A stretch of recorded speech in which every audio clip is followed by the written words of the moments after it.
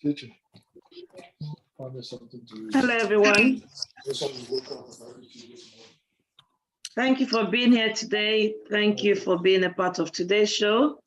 I'm one of your hosts, Ife Mama, and today we are appreciating our teachers. And I need my charger. Excuse me. Thank you. Yeah, mute yourself, please. Thank you. And to all teachers in our midst, we'll say Happy Teachers Day. You've been awesome. You continue to be awesome. It's not easy to be the teacher. We can imagine, like I said to everybody, I complain when I have one naughty child at home. I can imagine you managing 30 naughty children. Actually, let's not make it that bad. No, they won't all be naughty at the same time. That's why I said, let's not make it that bad. 15 out of the 30 naughty children in one class at one time, or children swapping their naughtiness at intervals. It's not easy. Well done. You're doing a great job. And because of you, we have successful people. We have people who are well respected, people who are doing well in different walks of life. All of us, everybody passed through a teacher. And don't be fooled. Those teachers or teachers of this president, of these astronauts and all of them were like you. They were once like you. You could be that teacher. So the person listening to me today could be that teacher that made the most intelligent man in the world, the most successful president, the most everything good you can think of. These people are who they are because of you, the teacher. And going further down, teachers again could be, apart from classroom teachers or formal teachers, it could be your parents, could be your siblings, people that teach you one at a time, at one time or the other. But today we're saying Happy Teachers Day to those people who are taking it up as a profession. They've signed their oath to do this job. Okay. Before we go into the first question, I know we've got Fred. Fred. Hello, yes. Fred. Thank you very much. Fred is one of the teachers who's always been here with us, and specially invited him today to be in our midst, to be celebrated alongside other teachers who are not here yet. I hope they'll meet us before the show rounds up. Otherwise, they'll watch the show later on and they'll see or hear what we feel about them. Bottom line, we love you all. Fred, thank you for joining us. Thank you for having me. Thank you. Thank you. Yeah. Hi, this Blah teacher.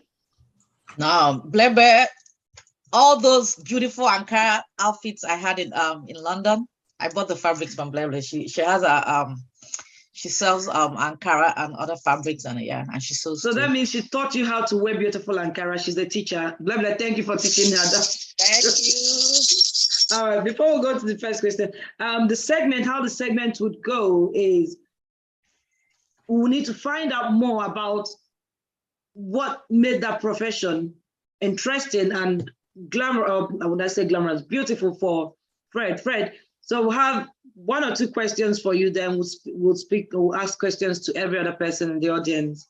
But before further ado, I'll bring out my fifth affirmation for today. Just reminding you of the basic things. Actually, let me take the 4 essential things you need to cherish. One is your family. And for me, I'll always tell everybody, family is not just your biological family. You can form a family from friendship, from organization, and from any other way, which is very positive, and you make them your family. So cherish your family, cherish your friends, cherish your positive thoughts, and finally, a clean and welcoming home. These are 4 things you have to bear in mind. All right, Fred, the first question I have for you today is very simple. Just want to know, well, yeah, where's that? Okay. Why teaching? Why did you choose that profession, teaching? what was your motivation? How did you end up to be a teacher today? I'd love to know. Thank you very much. Honestly, this is a very interesting question. Like, why teaching? Growing up, I doubt I would have said to anyone that I would end up being a teacher. I didn't see it coming.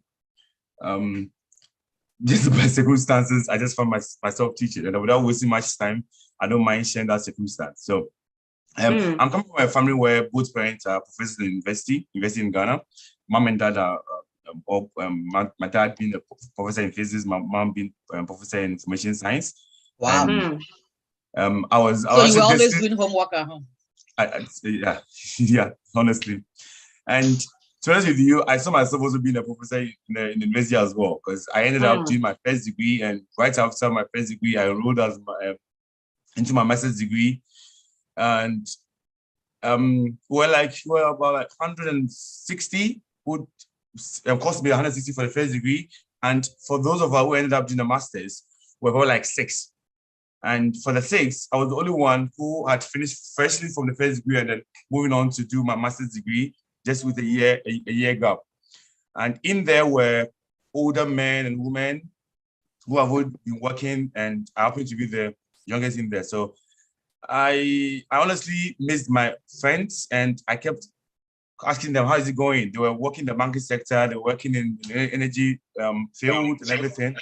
And I actually felt jealous. So I was putting pressure on my parents that, no, I can actually do, my master's was for 2 years. So I was like, okay, I can actually do first year, which is fully taught. And the second year, I don't mind working and writing my thesis as well. They did not really answer me because they also had their own way of, thinking for their children. They just want to finish my second degree as well, and then probably become blah, blah, blah, blah. So out of that kind of frustration, I met one other older, probably like the same age, but like my dad, who I told him that I'm tired. I'm really tired of like going to school because I've never had a break from preschool all the way to master's level. I never had a break. I never had a break. I never had any job experience. I told him this, and he was like, fine, he's going to help me out. And he asked me, do I mind teaching? I told him at this point, I'm really frustrated. I would do anything to survive. So he said, fine, cool. He's going to link me up. To cut long story short, within 1 week, he got me a school. Wow. Still in Ghana. And when I walked into the school, the first time I was there, always for the interview and everything, I didn't get time to explore. And when I was interviewed on the Wednesday, on Friday, I got a job. And then I told him that I could actually start on that very Friday because I was very desperate. And I went to the campus and I've not seen anything beautiful like that. Like the campus was very beautiful. I see kids of all race there, and I was like, oh, this is gonna like be interesting.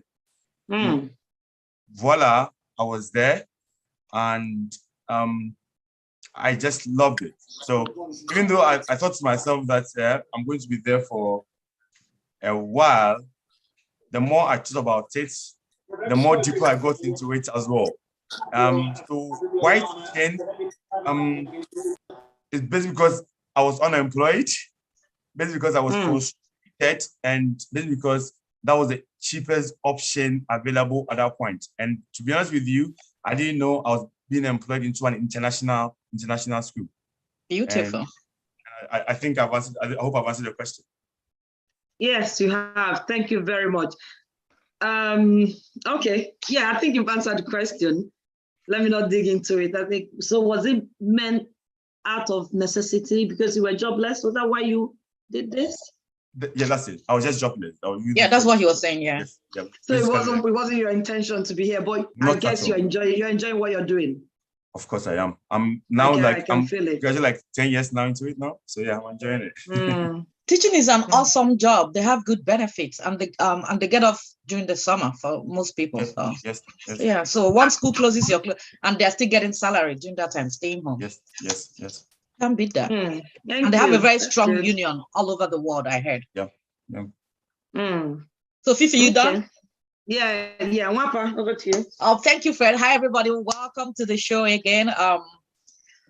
Before we start, I normally do the IGES Nutri tip, but today is going to be like a generalized tip. So to all those that are between 40 to 90 years old, which I'm sure I'm almost 50 years old, so I'm sure Ifeoma is older than me. So everybody here, please, I have some useful suggestions for you. Always check your blood pressure. Always check your blood pressure. If you're in Nigeria, go to your local chemist and just, have them check it. For us here, most of us have the blood pressure cuff. Although somebody took mine, I haven't bought another one, but I could check at work. So always check your blood pressure. Always check your blood sugar. So many Nigerians are diabetic and they don't know they are diabetic. Please check your triglycerides, which is your cholesterol, your HDL, your LDL. Then minimize salt. I know we love to eat salt because salt tastes good. Minimize sugar, minimize bleached flour, minimize dairy products, minimize processed product. Food needed, your vegetables are very important. Your legumes like the beans, the nuts, the eggs, the cold pressed oil, your fruits, and 6 essential lifestyle you need to practice. Please do not wait until you are 30 to drink water. Water is very essential.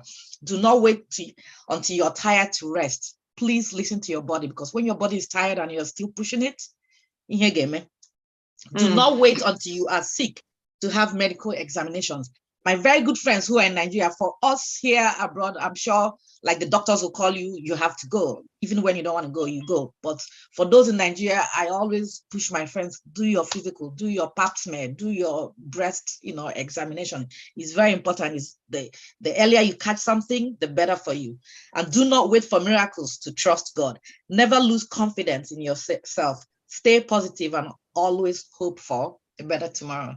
So for that, I have a quote for the teachers from Malila Yousafzai. I hope I said the right name. He says, one child, one teacher, one book, one pen can change the world. And which is true. Like Ifeoma said, everybody will boast that a teacher made them who they are. If you can read, he's a teacher. If you can talk very well, he's a teacher. If you can do, teachers have always raised us. They are like our second papas and mamas. So Fred, are you still there? I have a question for you. Yeah, I'm still here. Please go ahead.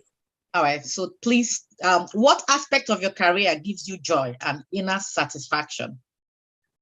Like what makes you fulfilled that you're a teacher? You know what I mean? Like at times you might be doing something for years, but you don't care. One day something will, click in your brain. You're like, damn, that's why I do this. Yeah. There are 3 things. There are really 3 things. First and foremost is the love for children. Oh, beautiful. And I teach students between the ages of 14 to say 17. Yes. Oh Lord Jesus, that's and for me, stubborn kids. Yeah, you may use the word stubborn, but we'll find. They'll be rolling their eyes at you. Yeah. And for them, the love, just the joy of seeing them, and understanding that all of them are different, coming from different backgrounds, different family, really makes me excited every morning to get ready for their lessons, get ready to meet them. That is 1. 2 is the content. Now, on top of my head, I've taught like over 200 students.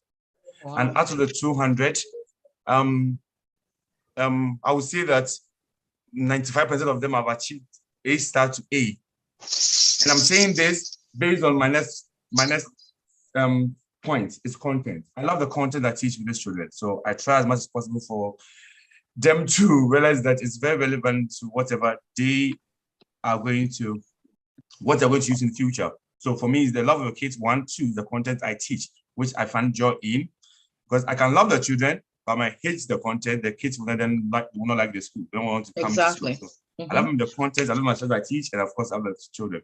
And finally, is the desire to make them think that, yes, of course, they can make positive impacts in their own lives. And still leads to my first point, the love of the children. Because I teach in a school, international school, where we have kids, I still call them kids. We have students who are somehow neglected by the virtue of the fact that their parents are very busy. In the virtue of what? By the virtue of the fact that their parents are extremely busy. And busy, yes. That kind of love is not really there as well. So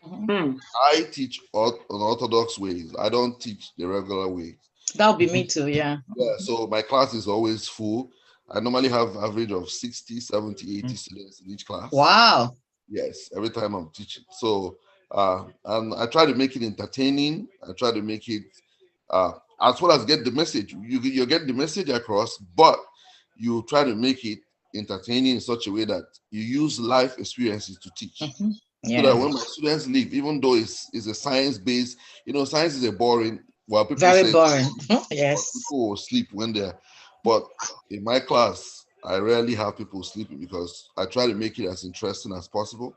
And when you bring life events into the classroom, you find out the students pay more attention, they are more focused, they enjoy it. And well, so far my reviews have been good. So I think I'm somehow I'm doing a good job. That's what I think. All right, thank you so much. Before I hand over to I think Winifred, let me ask you this. Since you're teaching in Canada, I know I went to school here too.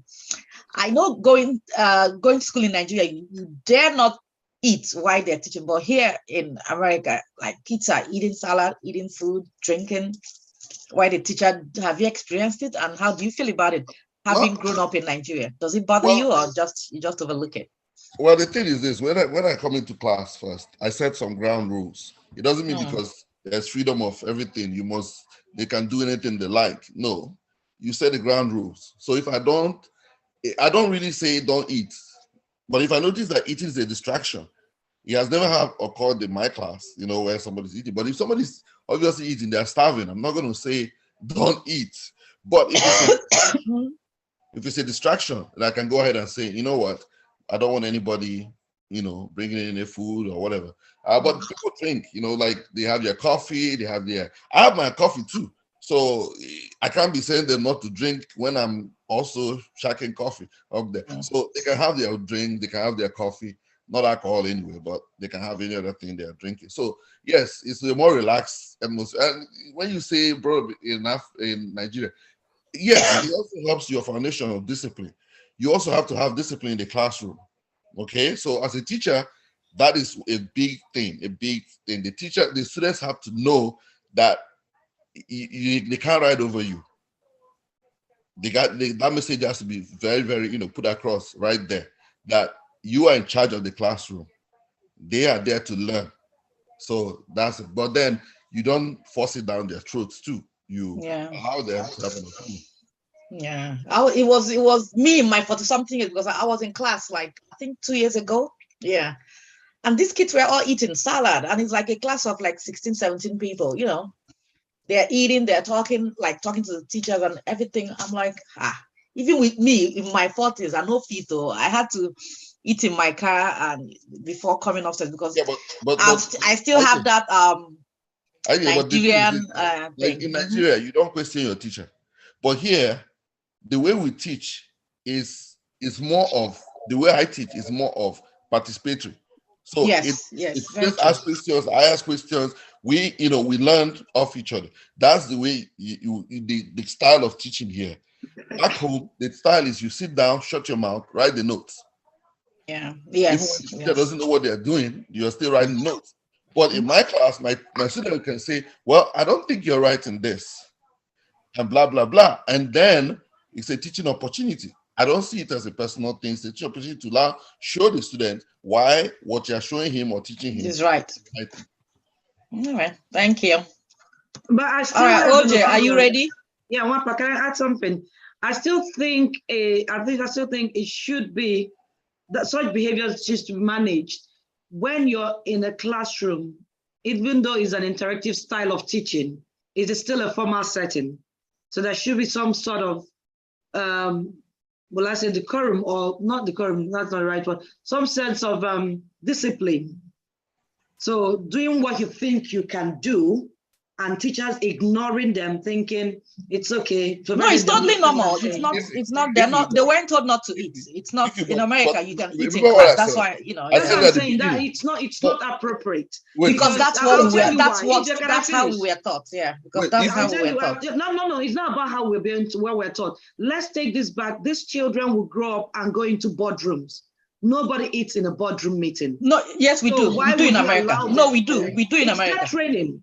No, we do in America. We eat in boardroom. meeting. Oh, yes, they bring in food. Yeah, no, you they don't. bring in what I said. We do. They bring in food that you lay the ground rules. That's for lunchtime. But yeah. No, not lunchtime. We do it. Yeah, we do it in America. What I said to you is that we lay the ground rules. You lay the ground rules when you come into class. If your ground rule is there's no eating in your class, you lay the ground rules. If it's a distraction, for example, if drinking their coffee or drinking their water is a distraction, you can lay the ground rules out. The kids will obey it. What I said is the ground rules you lay. If they are drinking water, it's not disturbing my class. Why should I tell them not to drink water? It doesn't. It's only that you lay the ground rules out. So this discipline is still there, but it's no longer the old style with a cane, walking around, stand, look, outlook. When we went to school, the teachers didn't smile. They didn't laugh. Maybe because they didn't get paid enough. Nobody laughed. Nobody smiled. We learned with fear. We learned with exactly. Fear. We learn with we fear. Learned with fear. Yeah. We don't learn with fear here. Even I still have that fear because me, I'll eat in my car before going upstairs to the classroom because that's the fear that I grew up with. You know what I mean? Yeah. Yeah. No, it's not like I like that kids now, like everything is totally normal. Like I said, they'll challenge him and then you tell them why. Why he's right. For us, we dare not do that. I got to kneel down there. All right, Oche, take it away. Sorry. Thank you, Ike. Okay, good evening, everyone. Before I go ahead, I would like to apologize for not having my video on. I'm having a very crappy network, so I needed it to be stable. Today's CLO Moments comes with an advice for the ladies, and my advice is choose a partner who has the maturity and mindset to be able to handle you emotionally. Hallelujah. And that is because we would always look at things from the emotional perspective, while the men would look at things objectively. So if the man is not mature enough to come from that emotional angle, you would have problems. And I'll give you an example. If like I would always say, don't I wish this harass is the topic me. for today's show. This is so nice. Go ahead. Don't harass me for something that someone did. For example, I'm somewhere with you and someone comes, gives me a hug and squeezes me. Okay. I didn't squeeze him. He squeezed me. And you relaxed. What I'm trying to say is, yes, you are allowed to be upset. You are allowed to get jealous, but don't punish me because of what somebody else did. Okay. So if you're having dealings with someone as a lady, make sure that he has the maturity to see from the emotional aspect.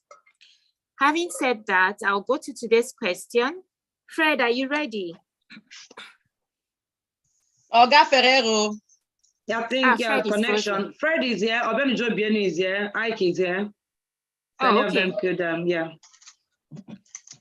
Okay. Obianuju. Let me give Obianuju then. Go ahead. Yeah, I think. Would you buy? Would you buy? Auntie, you're mute. Auntie, you're mute. Would you buy one? Try. I'm good. Good to hear it's so from good to you. see you. I'm telling you. I don't even think it amazes me seeing Auntie Obi be a teacher. Hallelujah. I don't think I've seen her since after Uniport days. So that's some 20 years ago. Not seen. I have missed Facebook you. And that's it. over 20. Okay, 20. So the over question 20. is, over 20 years. Yeah. I'm listening. So I was gonna ask, what are your challenges? What are the challenges you faced? I don't know. Are you a secondary school or primary school teacher? Secondary school. Okay, good. Wow. I think you have the most challenge because dealing with teenagers is not easy. Yes. Adolescents. That's the right word. So what It's are not the easy to challenges Junior high. you have faced? And we would appreciate it if you can share a personal experience to throw more light on this. Okay. The point there is the environment where we teach or where I'm teaching is quite different from UK, Nigeria, Port Harcourt, or all those places, or even the private schools. I'm teaching in a public school where we are pleading on the students to come and learn. Oh, Do you wow. understand what I'm trying to say? Mm. So most of them, they want to be in the school because they see others in the school. So the environment where I'm teaching is so difficult to handle the adolescents. The only challenge, okay, I have so many challenges, so many, but the one that you heard about this aqua that is in school, that is grinning now, right? So What's that? No, I don't What's know. that? I don't know what What's it that is. one? You can explain. Okay, what I'm trying to say, that kind of person being in the school, then what he was doing was, if he has any problem with any of the students, he will just tell the person to hang on the wall. Do you understand what I'm trying to say? Hold on. Akwoko, is it the young man on Facebook? Akwoko Tiwaraki. Yes. The yes, herbalist. the Is he a GBR, student? whatever. Yes. Is he a student? Yes, he was a student then. He was a student. He passed through my school. Oh my Wow. God. So what is it? For I the don't sake of understand. those who doesn't know, let me understand. help them. Akwoko Tiwaraki, that's his nickname or whatever. He's a Now, young this man man, on social media. Yeah. He presents himself as the a native herbalist. doctor, everybody. Yes. So Yeah, while we're in go ahead. school, when he was in school then, anytime he comes to school, he hardly be in the class. You keep looking for such person to be in the class. I mean, it's a very difficult task on our own side. If my mama did that, man. If my mama was a tramp. No, OJ, as the school prefect, she was always in the class. You understand? So we have challenges that most of them, they don't want to be in the school. They just want to be in the school because others are there. And it's All a right, very difficult task. Obi, But sorry. as a teacher, do you go as far as going to their home to beg them to check why they're not in school? Do you do that? No, we don't. But Okay. thank God for this digital line. At times we call on the phone to ask why they are not in the school. Okay. Yes, we call to know why they are not in school. Most of the times they will come to school and they'll move away immediately. They'll come to school because we have one happy and way where they will just want to run away from, and they will just move away from the school. Do you understand? But we have a few ones that are ready to learn. They want to be there. We handle those ones very well. And thank God my school, this school that I'm handling now, or where I'm teaching now, is one of the best school in Anambra State, Merchant of Light School, Oba. So this particular school has, yes, it's one of the best schools. Emeka Anyoko went through that school too. So we have so many engineers, doctors, and nurses that have passed through that school. You understand? Emeka Anyoko, that name sounds familiar. Emeka, now. That's one of the prominent talk people. about Yeah. Commonwealth, yes. Don't tell me you taught Emeka Anyoko in that school. I did not teach him. What I'm trying to say is that the school has really grown so I'm far joking. that Of course, we have people that went through. No, yes, he is. We have engineers that went through that place. So the challenge we have is when we have people of such in that school, we find it very difficult to handle those that want to be in the class. That's what I'm trying to say. Because the other ones discourage others, telling them that what the teacher will do, I'll do this, I'll do. That's what I'm trying to say. Gotcha. Yes. Okay. Thanks, Obi. I'll ask Fred now. So, Fred, what are the challenges of being a secondary school teacher?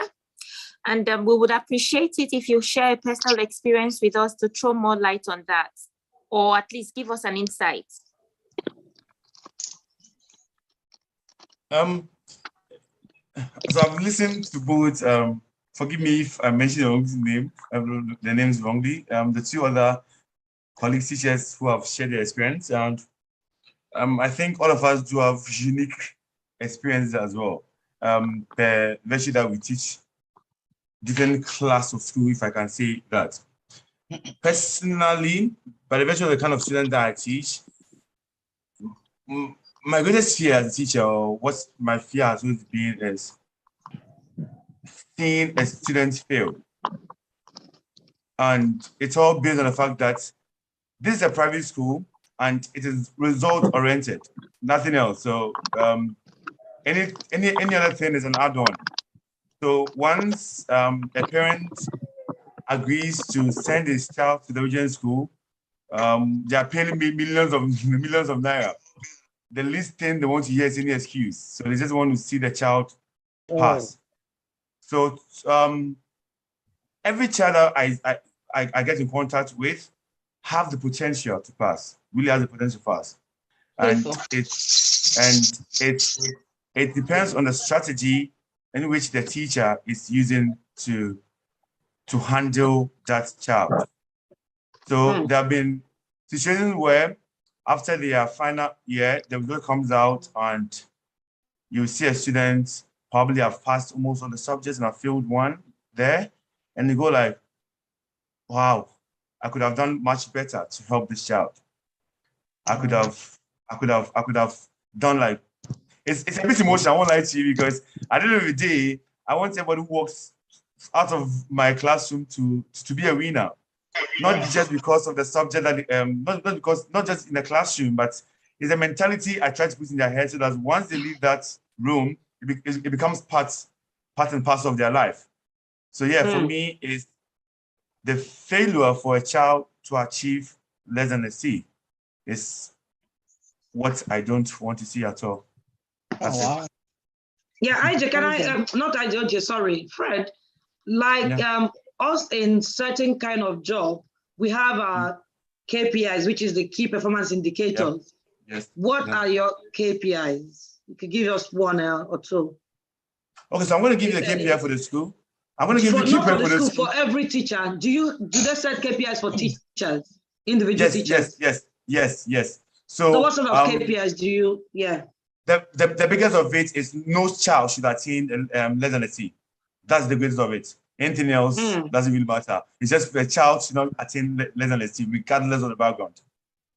Okay. That's it. And how about attendance? Attendance to school? Does that come into your KPI? It comes into other KPI, right? Yes, it comes, but we don't have problem with attendance at all. We don't really have problems with attendance at all. We don't. Not with the millions that their parents pay in your private school. Yes, we don't, because we have a very robust system, and we don't have problems with attendance at all. We don't. I don't know. Here, attendance is 20%. So once you come to school, at least only 20%. Or 40. I think it's 20. It's a high mark for you to come to school. So just coming to school alone, coming to school and participating is like okay. I get it's almost C or D. Okay. Yeah. I get what you mean. I you got your hand up. What do you want to say? Sorry. The reverse is here. When you say attendance, any child who is not in school for not 95%, you can't sit in examination. You will actually drop. If you miss one day in school. No, 95% of attendance. If you don't make the 95% attendance, you actually drop. Yeah, that's same thing here. Yeah. Okay. That's why they give you a grade for if you come to school, it's like 20. It's 20%. No, Fred, what IJ is saying is that for achieving that attendance level, you earn 20%. It's part of your grade. It's part of your grade. Yeah. Yeah. IJ, so you've got your hand up. What do you want to say? Hi, everyone. Hello. Happy to be here. Good to have you. I'm happy with the conversations because I work in a school, and as I'm listening to all the comments, I'm chuckling to myself. Sorry, I cannot put my camera on. I'm at work as usual. So, what IJ has said about eating and drinking in the classroom is true, but your what's his name? Chibuzo, right? The guy who is speaking. Fred. No, Fred. From Canada. Okay, Fred. Oh, He's also Ike is Canadian. Yes, in Canada. Okay. He's also spoken about the rules you have to make in the classroom. I know I'm drawing you back, but these are things that I'm listening to.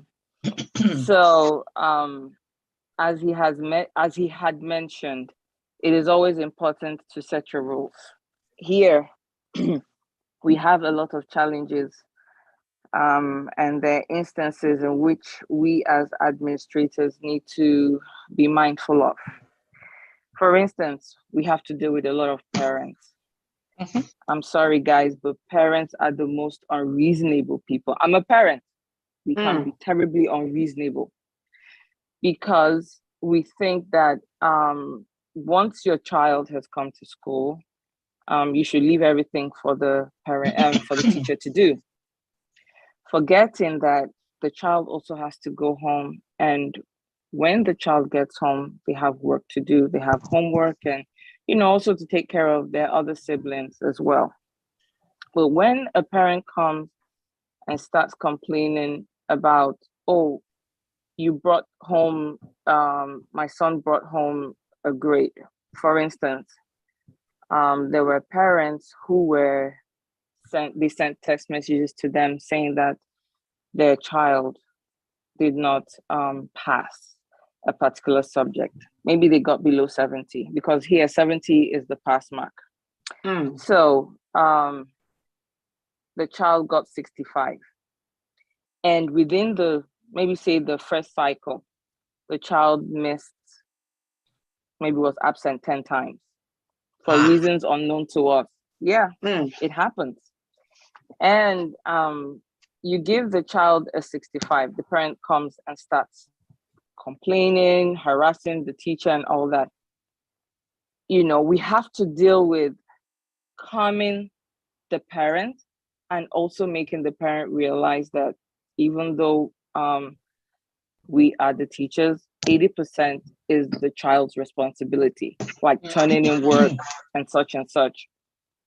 I can remember an instant where there was a child who, she's from Gabon, and the child did not, in fact, the child, according to the parent, comes to school, and the child missed, maybe let me say about 40 times, 40 absences within a semester. So we have 2 semesters. We have the first semester that begins in September and ends in December. And then we have another one that begins in January and ends in June. Are you in high school, college, or? No, this is middle school. Middle school? Somebody's missing 40 classes? Wow. 40. Now, in that case, we have to go and do a house visit. We have to talk to the parent. We have to make sure that the parent is aware that we could also report to the CPS and take the parent to court. So we went for the first visit when she had missed 20 days. And the parent says, oh, meanwhile, there was a language barrier. Her son is the one who had to do the translation because she didn't speak English. So we told the son that the girl had missed 20 school days and the child will automatically be in summer school. So the mother was like, oh, but the son drops her at school. So we're like, no, the girl has missed 20 days. To come to think of it, do you know that that child was actually dropped at school, but she will go to another school and go and spend her day? Oh dear. Yeah. So, there are things that you have to deal with, and you also have to think about the child's social, emotional well-being. It's not just about, I want my kid to make good grades. The child has to be here and things like that. The social emotional learning of kids also matters. Some kids come to my office crying. I don't want to be in school. I think that my friends are bullying me. In fact, there was one case, a girl, she came and she said that her friends are bullying her. Why? Because she eats too much during lunch, and that they tell her that she eats a lot and she's fat. We had to talk to the parent, and we told the parent, hey, we need this girl to understand that nobody can talk her down. She needs to be confident within herself and who she is, so that when she meets people who do not like her, she either continues to keep them as friends or cut them off. You know, we know that there's certain things that come up, not just about the academics. We also deal with, because I'm talking about challenges, we also deal with kids who come with vape, you know, and there's a common problem here as well. I'm telling you. And then we go to the bathroom, it's all smelling of weed and whatever it is, we now have to start tracking the child down. And eventually, by the time you find who it is, it's one little child who, when you look at the child, you say, this child can do no wrong, you know? So my principal always tells us, it's not a cut and dry affair. You know, it's not, oh, we caught this child with something, so immediately we have to suspend the child. We have to give the child a chance to change before we begin to suspend. I tell my principal, suspend, because I know where I'm coming from. I know that there's certain things that we cannot tolerate. You know, talking back at the teacher, having the teacher cry because the children are not nice. I've had an experience of that. The teacher cried for a student. The teacher, there was one who cried 2 weeks ago. The children refused to calm down in her class.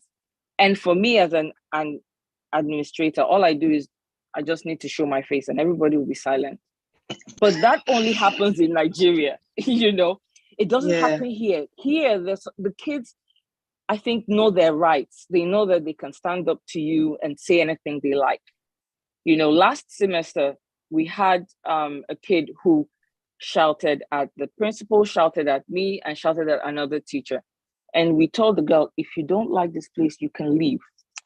And this is someone who has a nose ring.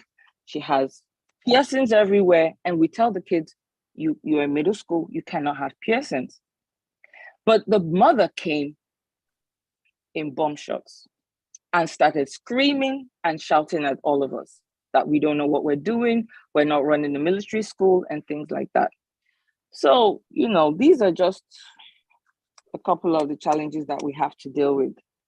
So yes, I commend our teachers and I just wish they'll be paid more, you know, because the things that they have to deal with is enormous. Thank you. Ajay, give me your statement before you started explaining. Next time, call. I'm IJ. Which IJ?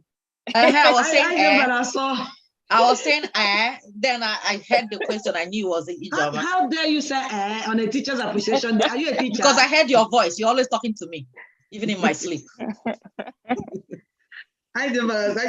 So, you know, your first comment was about parents taking responsibility rather than pushing everything down to the teachers, right? Mm-hmm. What do you think? Do you think that teachers have a higher percentage of influence on the development of a child? Or is it what in ratio? Let's do it in ratio. Do you think is a 50 goes to the house and 50 to the teacher, or should it be higher in school than it is in at home? I think that should be a general question. I'm a Nigerian, I feel that the parents have a more responsibility. The children don't stay in the school for a very long time. I feel that as parents, the way our children behave at school is a reflection of you. You know, you don't leave the job for the teachers to do. Yeah, you can't. Okay, let me say 50-50, but you can't leave that job. Oh, there are parents who come, who we call, oh, your child did such and such. And the parent goes like, but there is a teacher there. There is somebody who is supposed to be responsible for my child in school. Why are you calling me? You know, and to me, it's ridiculous. I know how many times, you know, we have to call parents for certain issues. And the reason why we do that is because we also don't want to be liable. We want to be sure that the parent is aware of what is happening and the child doesn't tell the parent another story and the parent comes guns blazing. Let me tell you of an instance. There was I think that the 8th graders, they had their graduation ceremony. And they were wearing, some of the 8th graders, the girls, they were wearing high heels and very short clothes. You know, I try to look away from that. Anyway, you have because to. of the society. It's not your problem. It's not my problem, but I try At to all. look away. Yeah. So one of the teachers tried to tell 3 girls, look, the way you are walking in your heels, you are klutz. And to be a klutz means you're clumsy, like you're going to fall on those heels. Do you know that one of the kids called the mother? Oh, the teacher called me a slut. Do you know that the mother came 5 minutes later? I'm telling you, came 5 minutes, came straight to the principal. Okay, actually, I intercepted her. So I was not like, what's going on? She said, oh, that she speaks Spanish. I got another teacher. Interpreter. And she started explaining it. Yeah, explaining what happened. So I went like, no, a teacher will never say that to your daughter. I actually had to call the teacher before I called the principal. You know, and the girl now said, oh, but this is what I heard. No, this is what you heard, but that is not what the teacher said. You know, so I feel, look, I'm going to spank my little one if he misbehaves in school.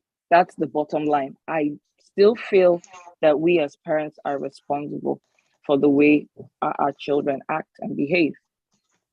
Okay. All right. Let me ask Ijoma. Ijoma, I have two questions. Can I just jump in 30 seconds? Oh yeah, go ahead. Hey, Zopis. Hey. IJ, I don't know you, but God bless you. You know, you just hit it right. Hi. I think it's 50-50, parents and teachers. Because they spend like 8 hours in school and 8 hours at home. And I think the parents are the main problem. So there was a case in a school in Lagos. They called the parent. Do you know what this parent said to the child? This summer you will fly economy. Who does that? Say it again. So they reported a child. Like this summer, the child will fly economy, no more business class. Office. And the threat was, you see, this summer you're going to fly economy. You know, and let me faint. Just gave up, you know, like the parents are the problems. You just correct a child and they attack the teacher, you know. I think morality has gone down.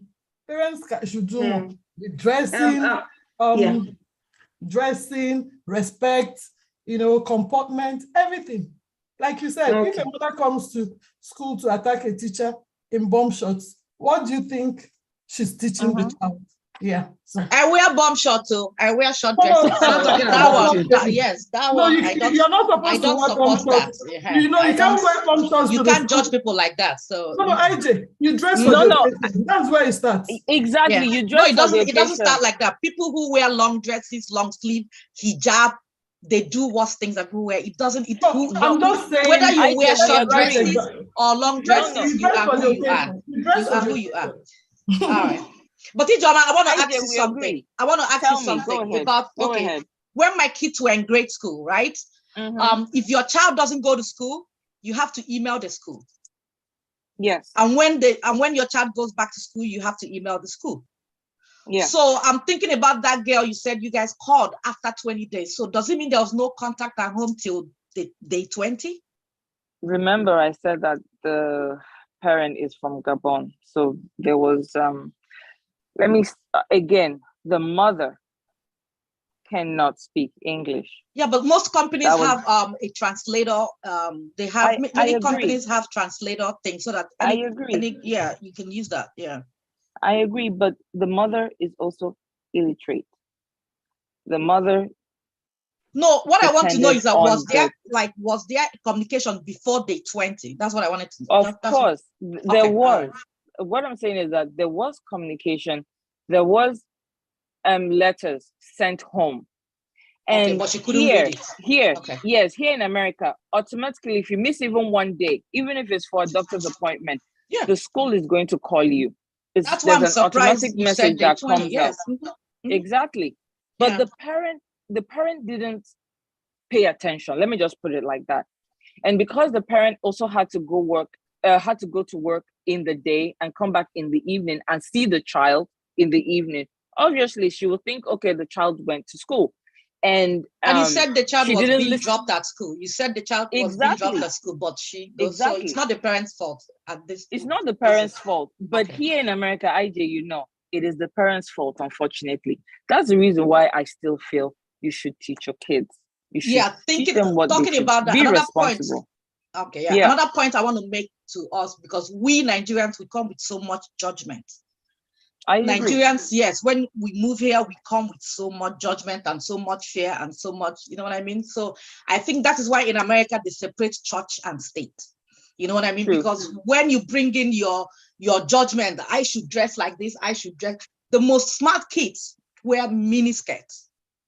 They are doctors. Here you see doctors wearing, you know what I mean, heels and things. So what I'm trying to say is that us Africans, we come here and we like, if we like teachers or nurses or doctors, or we judge people, you know what I mean? So I think we should learn to separate our moral compass that we were taught in Nigeria, because if you separate it, then you wouldn't be a bother for you whether the child is walking straight, or whether the child has a mini skirt, or whether the child has a piercing, or whatever, you know what I mean?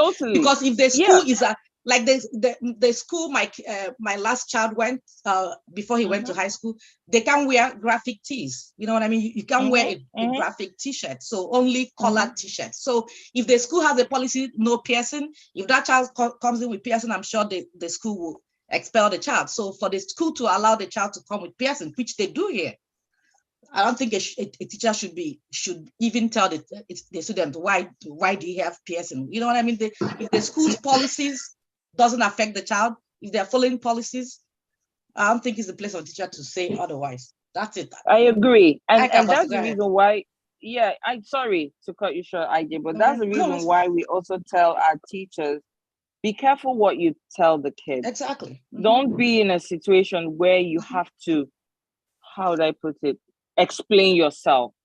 And that's why, yes, as Nigerians, we cannot judge, even, as we're here, things are different. We just have to look away because things can be appropriate for them, but they might seem inappropriate to us. But there's nothing we can do about it. It's like you wearing a short dress to school as a teacher.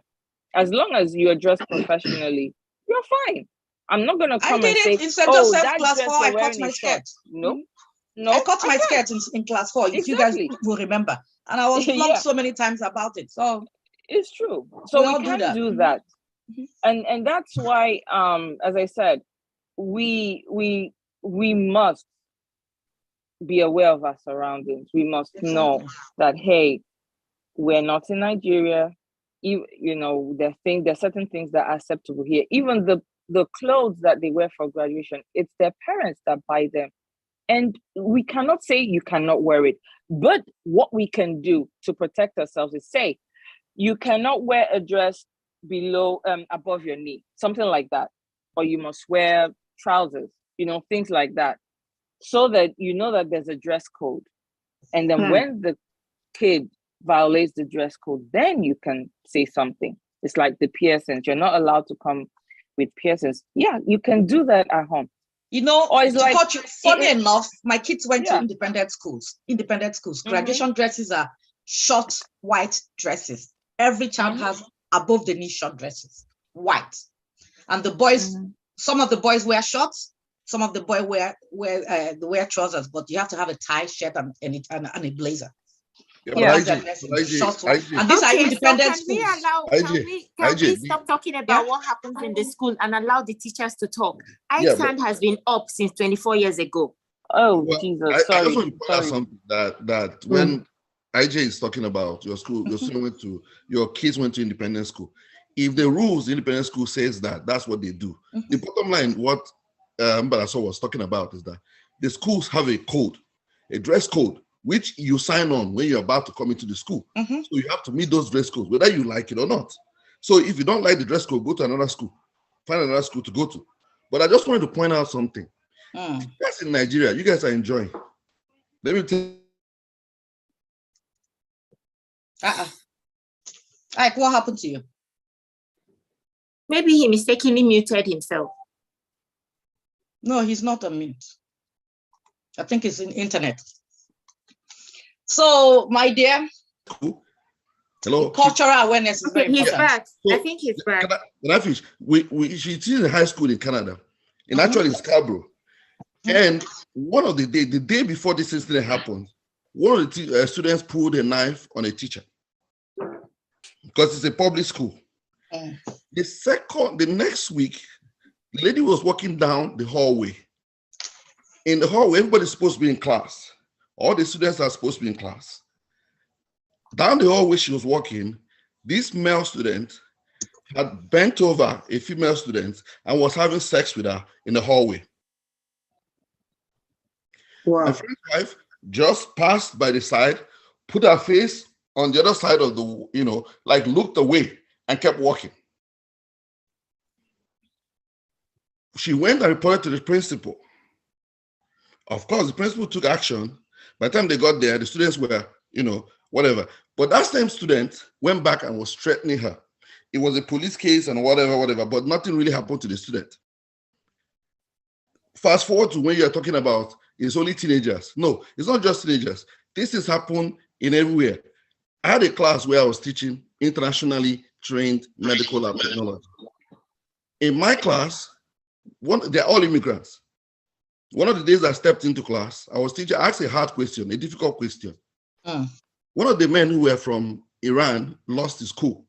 I don't know, for no reason at all. He started shouting, tried to jump over his stairs to attack me. And I was just watching him. Attack you for what? To call security, which is called white. But I did it because I knew one word or the other. If he came at me, I'll probably knock him down. But those are incidences you see. He was irate for 5 minutes. This guy lost it. But when I finished, when he finished, and I calmly asked him, pulled him to the side, and he agreed to move to the side with me. I found out that he was having issues at work. He was having issues at home. He was having issues, and the aggression is transferred. So you see that here is a different environment. Very different. People challenge you in different ways. And there's certain things back home you will not allow. Back home, you cannot talk back at your teacher. You cannot see a friend doing in class and they're having sex in the hallway and you pass them. Is it possible? But here, but you guys are lucky that you guys can carry guns. Here, you can't do anything. And the thing is this, because why my friend's wife did not say anything was that this boy was known in school as a very hothead. And if she had gone near him, he could have put a knife, stab her. In Canada here, he will go to— it's a female teacher. He will go to juvenile whatever school or whatever, detention, stay for a year or two and be out on the street, but she's dead. So it's a different ball game in teaching in different aspects of the world. In Nigeria, people think it's so difficult. Come over here, it's difficult. You can't say anything. You have a strict code to follow. You can't say anything to a child. You can't say to a child, you are lazy. You can't say to a child, you are this. Back home, no, you can't. Yeah. Teachers call you. There are better ways to say it. Okay, let's go off live and then have a bit of time after the show. Thank you everyone for being a part of today's show. It's been an interesting conversation. Would have loved to go longer with the conversation. There's so many questions to be asked around parenting, teaching, and who's responsible, and what we think about our teachers. I know we haven't had the time to talk about our experiences as adults while we were in school. There's lots and lots of things to remember. Just like IJ remembered when she caught her skirt short, but she wouldn't tell us how many strokes of cane she got for doing that. A lot. I was being flogged every day. Like you don't remember. That really helped her. She's a brilliant dietitian, aspiring to be the best. She is a lovely mother. Thank you to all the teachers that really put her 2 college, straight. 1 high school. Yeah, man. Yeah, so thank you, and please sit back for the overtime so we'll continue our conversation. And to all the teachers we had in our midst today, thank you very much. Teachers who did not announce themselves, we know some of them. Izuchi there used to be a teacher. I used to be an imaginary teacher. I was plugged all the plants in the compound then, teaching them English and math. Thank you. Stay